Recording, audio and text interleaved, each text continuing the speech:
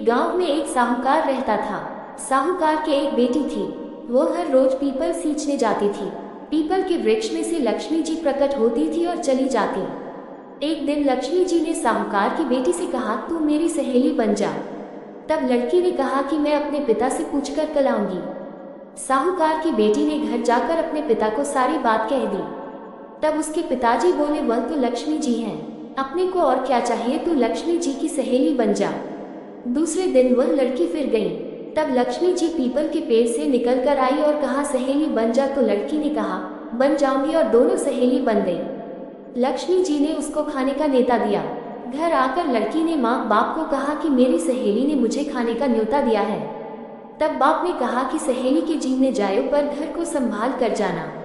तब वह लक्ष्मी जी के यहाँ जीने गई तो लक्ष्मी जी ने उसे शाल दुशाला ओढ़ने के लिए दिया, रुपये दे, सोने की चौकी, सोने की थाली में 36 प्रकार का भोजन व्यंजन करा दिया। जीव कर जब वह जाने लगी तो लक्ष्मी जी ने पल्ला पकड़ लिया और कहा कि मैं भी तेरे घर जीने आऊंगी। तो उसने कहा, आ जाओ। वह घर जाकर चुपचाप बैठ गई।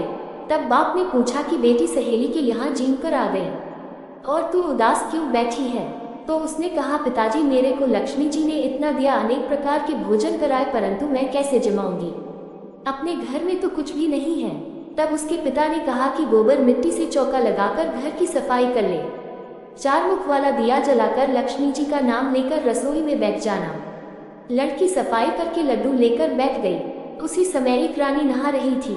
उसका नौलखा हार छीन उठा कर ले गई और उसके घर वह नौलखा हार डाल गई और उसका लड्डू ले गई। बाद में वह हार को तोड़कर बाजार में गई और सामान लाने लगी तो सुनार ने पूछा कि क्या चाहिए?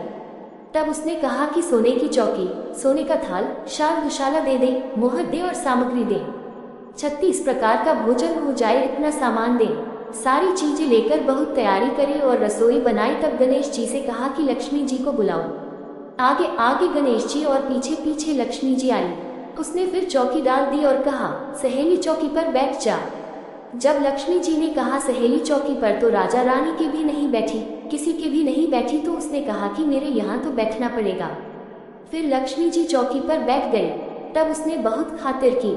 जैसे लक्ष्मी ने करी थी वैसे ही उसने करी। लक्ष्मी जी उस पर खुश हो गई। घर में खूब रुपया एवं लक्ष्मी हो गई।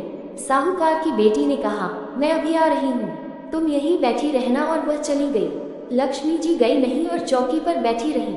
उसको बहुत दौलत दी। हे लक्ष्मी जी, जैसा तुमने साहूकार की बेटी को दिया वैसा सबको देना। कहते सुनते हुंकारा भरते अपने सारे परिवार को दियो। पीहर में देना, ससुराल में देना, बेटे पोते को देना। है लक्ष्मी माता, सबका कष्ट दूर करना, दरिद्रता दूर करना, सबकी मनोकामना